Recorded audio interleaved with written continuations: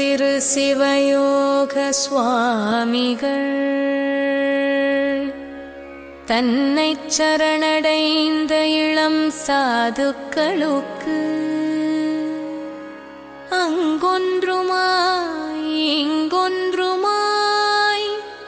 செய்தருளிய ஞானோபதேசங்களில் ஒன்றினை பார்ப்போமே. வாரீர் சாதகரே.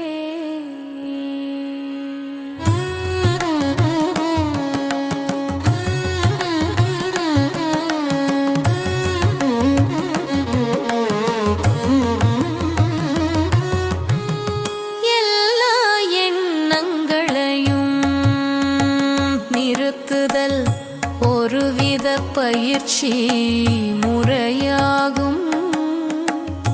மற்றொரு பயிற்சி முறை எண்ணங்கள் மனதில் வரவும் போகவும் வெறுமனே சாட்சியாயிருத்தல் என்று சொல்லி சுவாமிகள் மேலும் சொல்லுவார்.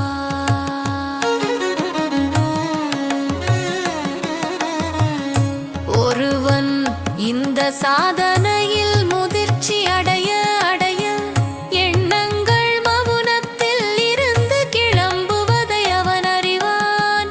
அப்படி வரும் பொழுது அந்த எண்ணங்களை உன்னிப்பாக கவனிக்க வேண்டும் என்று முடித்தாரே சுவாமிகள்.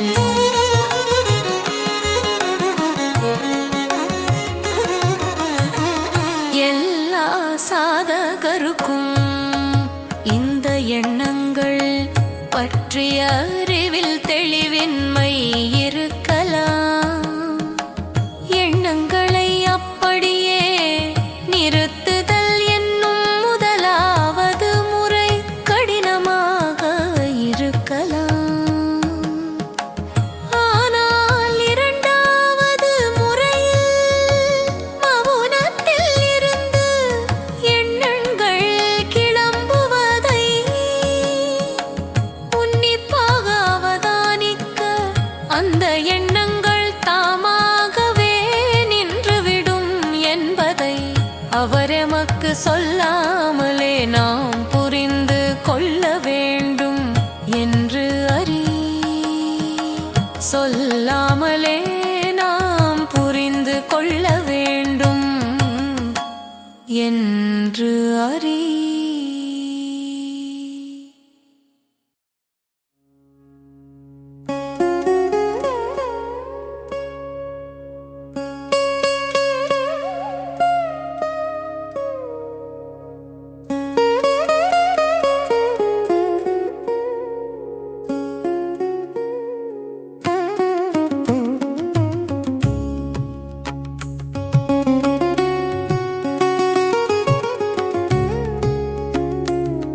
வெளிச்சம் தரும் ஞான வாசகங்களை அள்ளி அள்ளி வீசினாரே. கொழும்புத்துறையில் சிவயோக சுவாமிகள் அவரைச் சரணடைந்த பிரம்மச்சாரிகள் கண்டு பிரமித்து அதனை அள்ளி அள்ளி அள்ளி பருகினார்களே. அந்த ஞானோபதேசங்களில்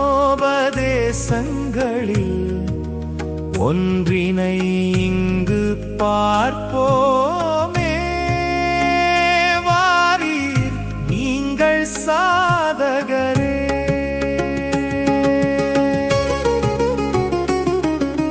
கடவுளை உள்ளும் புறமும் காண்பவர்கள் திறமைசாலிகள்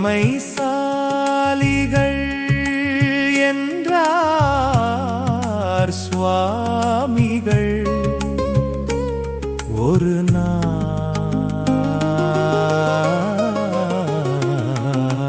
கடவுள் உள்ளேதான் இருக்கிறார். புறத்தே அல்லர் ஏன் புறத்தே தேடி போகிறீர்கள்?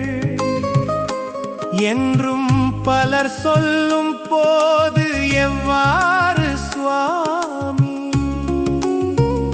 கடவுள் உள்ளும் புறமும் உள்ளார் என்றார் என சிந்திப்போமாகில்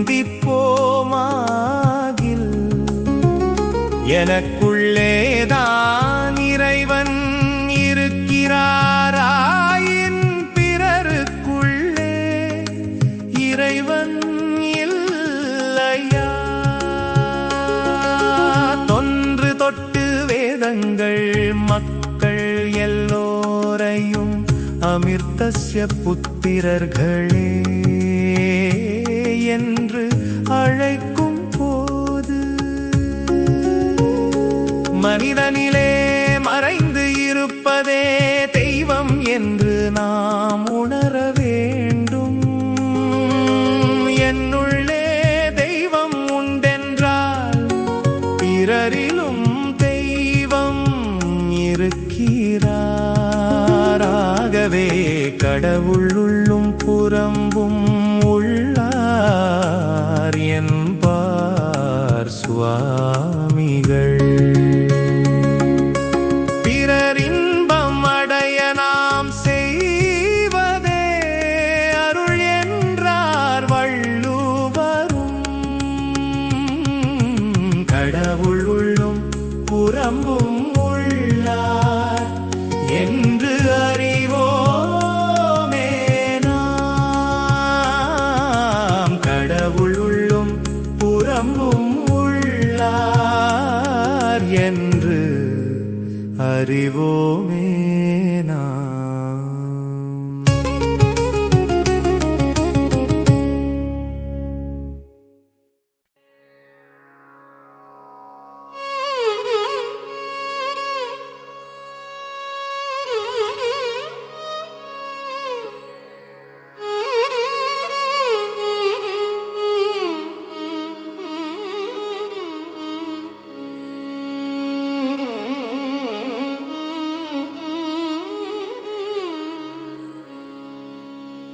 மார்க்கண்டு முதலாய ஞான சாதகருக்கு யாழ்ப்பாணம் கொழும்புத்துறை சிவயோக சுவாமிகள்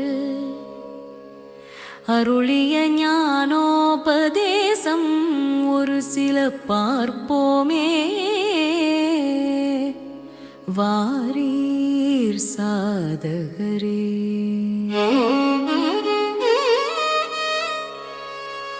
சும்மா இருப்பது எப்படி என்று தெரியாமல் அவரங்கும் அங்குமாக அலைகிறார். அவருக்கு நாங்கள் சொல்லக்கூடிய செய்தி நீ என்று ஒன்று இல்லை, நான் என்று ஒன்று இல்லை என்பதுதான் என ஒரு பக்தனை குறித்து ஒரு தினம் சுவாமி சொன்னார்.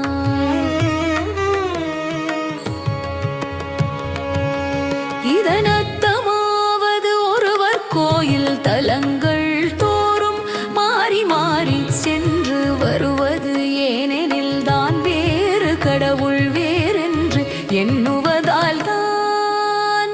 தேடும் தானும் தேடப்படு தெய்வமும் ஒன்றேயாயிருக்கும் போது தேடுவது ஏன் என்றார் போலுமே. இன்னொரு தினம் சுவாமியோடு 4 பேரறையில் இருந்த போது எத்தனை பேர் இங்கு இருக்கிறோம் என்றார் சுவாமிகள்.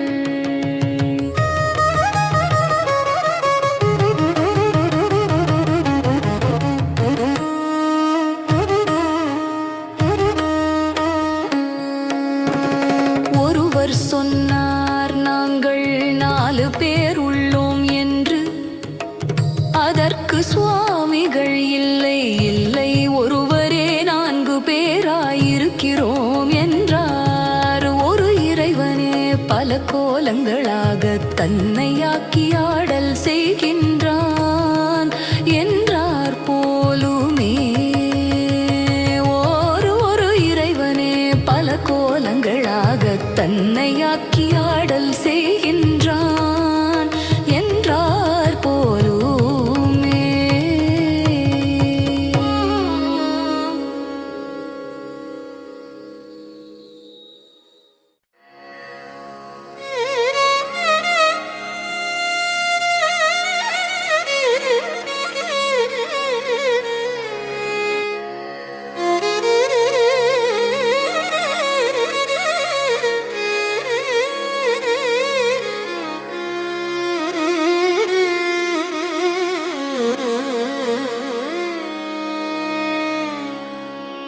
பரிசுத்த உள்ளத்தினராய் இறைவனையே சரணம் சரணம் என்று சொல்லிய பக்தர்கள் கடவுள் பற்றிய உண்மையை அறிய வேண்டி சிவயோக சுவாமிகளை அடைந்து வாழும் காலத்தில் அவர்களுக்கு ஆங்காங்கே சொல்லி அருளிய ஞானோபதேசம் சில இங்கு பார்ப்போமே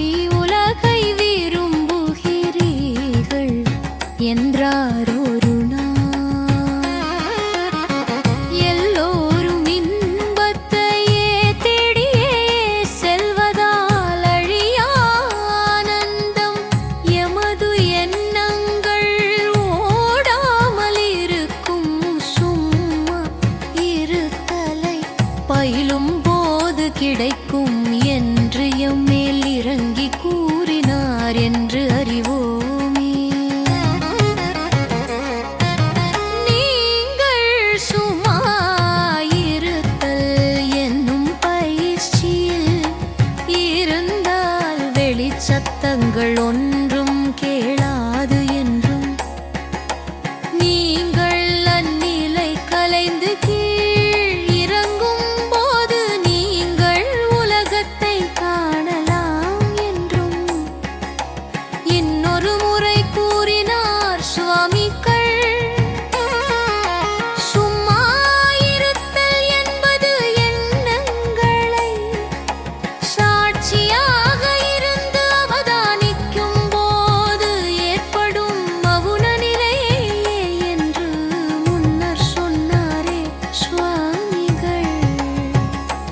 என்று முன்னர் சொன்னாரே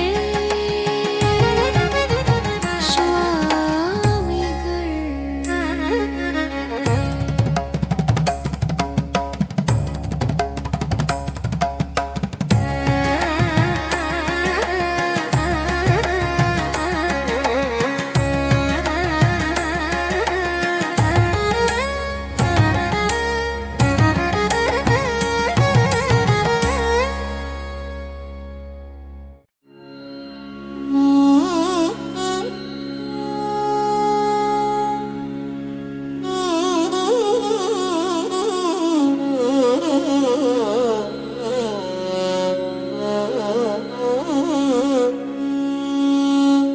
அகில உலகத்திலும் இருந்து வரும் பிற இனத்து அடியார்களை தமது சீடராகப் பெற்ற சிவயோக சுவாமிகள் பிரித்தானிய வெள்ளையர் சந்த சுவாமிகள் உட்பட நால்வருக்கு அருளிய ஞானோபதேசங்கள் சில இங்கு பார்ப்போமே நாம் இன்று.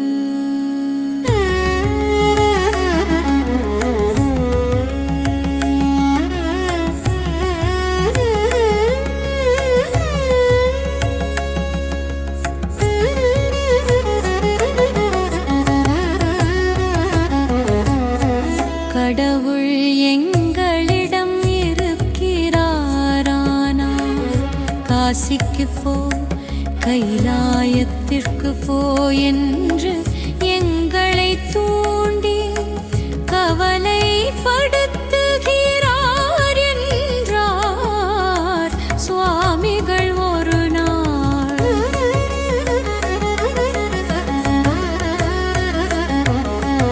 எங்களிடம் கடவுள் இருக்கிறார் என்று உளப்பூர்வமாக நம்பினாலும் ஆங்காங்கே உள்ளத்தில் ஒரு உந்தலை கொடுத்து கடவுளானவர் நீ அந்த ஸ்தலம் போ இந்த ஸ்தலம் போ என்று உந்துகிறார் என்று சுவாமிகள் சொன்னார் என்று அறி.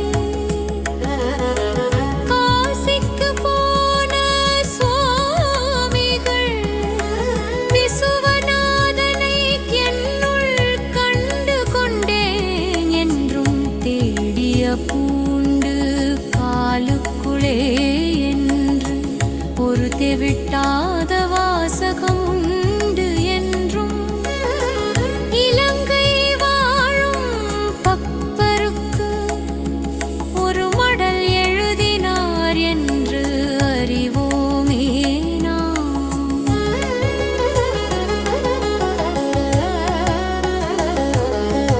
உனக்குள்ளே இருக்கும் கடவுளை வழிபட்டு அவரை அறிவாய் நீ என்றும் உன்னை பாதுகாத்துக் கொள்ள வேறு கடவுளும் வேண்டுமோ என்றும் சுவாமிகள் இன்னொரு தருணம் கூறினாரே. இன்னவாறு அரிய பெரிய வார்த்தைகள் கூறி சரணடைந்த அன்பர்களுக்கு அறிவூட்டினாரே.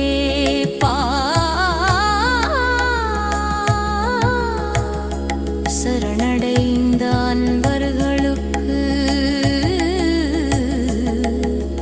அறிவூட்டினாரே.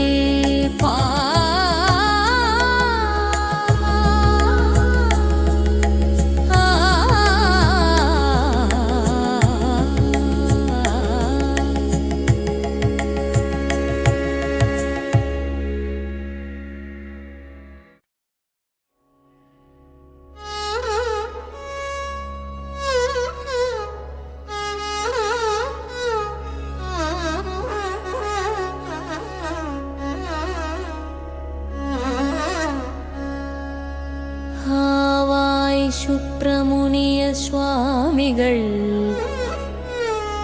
பிரித்தானிய சந்த சுவாமிகள் முதலாய சில வெளிநாட்டு அன்பர்களை ஆட்கொண்ட தவத்திரு சிவயோக சுவாமிகள் தமது ஞான சாதகருக்கு சொல்லி அருளிய ஞானோபதேசங்கள் சில இங்கு பார்ப்போமே நாம் வாரீர் சாதகரே.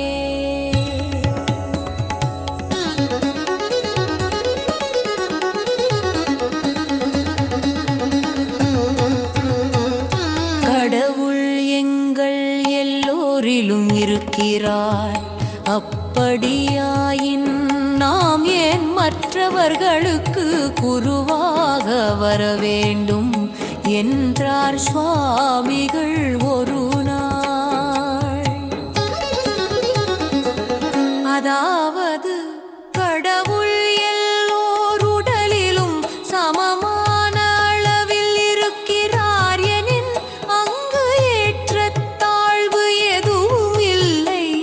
அது மட்டுமல்ல, ஒருவரில் இருக்கும் கடவுளே அவரை நெறிப்படுத்தி வெளிப்படுத்துவார்.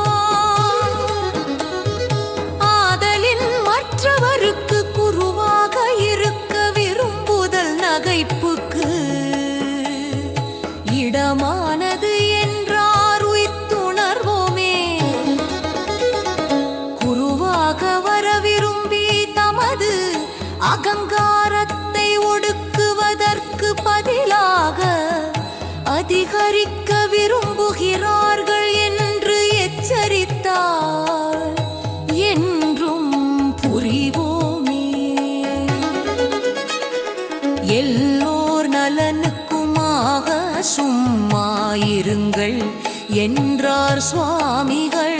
இன்னொரு நாள் அதாவது எண்ணங்கள் அற்று சும்மா இருந்து வந்தால் அதனால் ஏற்படும் சக்தி அலைகளால் மற்றவர்களுக்கு சுகம் ஏற்படும் என்று சொன்னார் என்று அறிவோமே நாம்.